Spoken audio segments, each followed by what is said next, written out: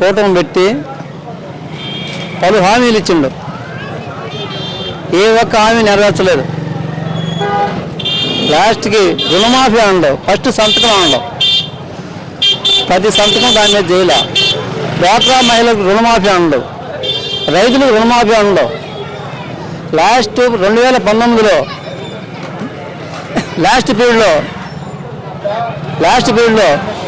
వికలాంగులకు వృద్ధులకి 3000 పింఛను ఉండవు.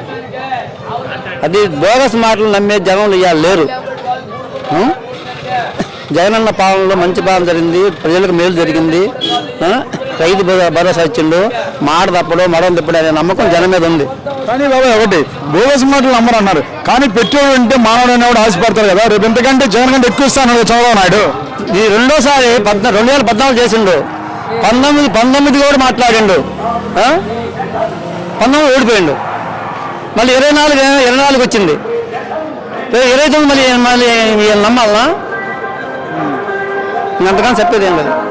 కానీ ఒక మాట ఇప్పుడు మరి చివరిగా చెప్పండి, అయితే ఒకవేళ మరి జగనే గెలుస్తారంటారు మీరు? మా నమ్మకం మాకుంది. మీ నమ్మకం జగన్. కానీ ఇప్పుడు మీరు జగన్ గెలుస్తారంటున్నారు, జగన్ని గెలవనేను తొక్కేస్తాను పాతాళానికి అని చెప్పేసి అంటున్నారు పవన్ కళ్యాణ్. పైన భగవంతుడు ఉండవు, దేవుడు ఆశీర్వాదాలు ఉన్నాయి, ప్రజలు ఎస్సీ ఎస్టీ బీసీ మైనార్టీలలో ఆశీర్వాదాలు ఉన్నాయి. ఒకరు తొక్కేస్తే తొక్కిపోరు. ఓకే మీరు అంది మరి ఒక జగన్ ఒక రాష్ట్రానికి అయితే సీఎంగా ఉన్నారు, అతను పెట్టుకొని నువ్వెంత నీ స్థాయి అంతా మాట్లాడుతున్నాడు పవన్ కళ్యాణ్. ఆల్ఫాబేటా కాదు ఎవరో చెప్పాకు, ఆల్ఫాబేటా కాడాడు వాడేదో వద్దు. అది చూసినట్లయితే జగన్ చెల్లెలు షర్మిల కూడా జగన్ ఓట్లు అవుతాడు. వాళ్ళు చెప్పనవసరం లేదు, జనాన్ని తెలిసిపోయింది.